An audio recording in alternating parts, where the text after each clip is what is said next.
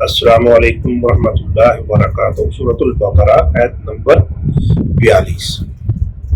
مدینے کے یہودی علماء یہ بات اچھی طرح جانتے تھے کہ محمد صلی اللہ علیہ وسلم اللہ کے پیغمبر ہیں، قرآن اللہ تعالیٰ کی کتاب ہے، لیکن لوگوں کو یہ بات بتاتے نہیں تھے، اس کو چھپاتے تھے۔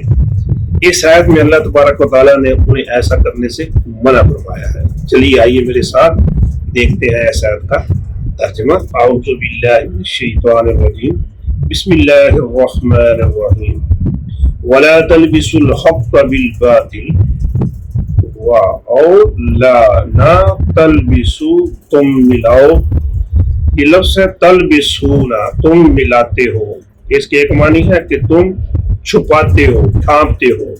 یہ لباس سے ہے، لباس پہنے تو جسم ڈھانپ لیتے ہیں۔ اس کے معنی ڈھانپنا بھی ہوتا ہے، اس کے معنی ملانا بھی ہوتا ہے۔ جو کپڑا پہنتے ہیں وہ جسم کے ساتھ مل جاتا ہے۔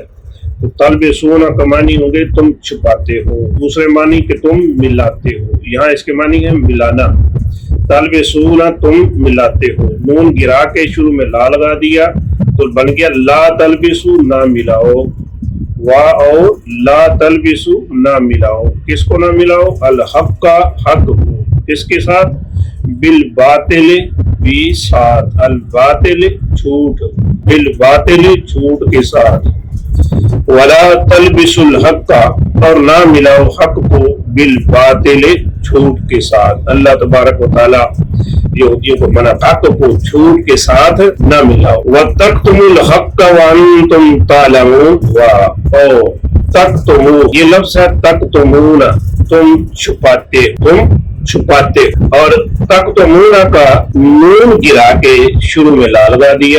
لا تَكْتُمُوا، تم نہ چھپاؤ، یہ لا تَكْتُمُوا، تم نہ چھپاؤ۔ یہاں لا لکھا ہوا نہیں ہے، ایت کے شروع میں جہاں آیت نا لا تلبسو، اس لا کا عمل یہاں بھی ہو رہا ہے، یعنی کہ ولا تکتمو، اور نہ چھپاؤ، کس کو؟ الحق کا، سچ کو، تم نہ چھپاؤ۔ جبکہ تم تعلمون، تم جانتے ہو۔ تعلم واحد تو جانتا ہے، اور تعلمون تم جانتے ہو۔ یعلمون تو وہ جانتے ہیں، تعلمون تم جانتے ہو۔ وانتم تعلمون، جبکہ تم جانتے ہو۔ وتکتم الحق، اور نہ چھپاؤ حق کو، وانتم تعلمون، جبکہ تم جانتے۔ ترجمہ ایک بار پھر دیکھیے، ولا تلبسوا الحق، اور لا نہ تلبسو ملاؤ، ولا تلبسو اور نہ ملاؤ، الحق کا سچ، بالباطل بھی ساتھ، الباطل جھوٹ، بالباطل جھوٹ کے ساتھ۔ اور تکتمو، نہ چھپاؤ، اس لا کا عمل یہاں بھی ہو رہا ہے، لا تکتمو، اور نہ چھپاؤ، الحق کا حق، جبکہ تم تعلمون، جانتے ہو۔ اللہ تبارک و تعالیٰ ان یہودیوں سے فرما رہے ہیں کہ تم جانتے ہو کہ محمد صلی اللہ علیہ وسلم اللہ کے پیغمبر، قرآن اللہ کی کتاب ہے۔ یہ جانتے ہوئے بھی اس بات کو چھپاتے ہو، لوگوں کو بتاتے نہیں ہو، حق کو جھوٹ کے ساتھ ملاتے ہو۔ ایسا نہ کہ آج کا مسلمان بھی حق بات، اچھی بات ہے، چھپا رہا ہے، لوگوں کو قرآن کے پاس نہیں ہے۔ علماء کہتے ہیں نہ اس کو نہیں پڑھنا، برا ہو جاؤ۔ یہی وجہ ہے نا، مسلمان آج قرآن پڑھتا ہے لیکن اسے کیا پڑھا ہے اسے پتہ نہیں ہے، اس کے پڑھنے کا فائدہ۔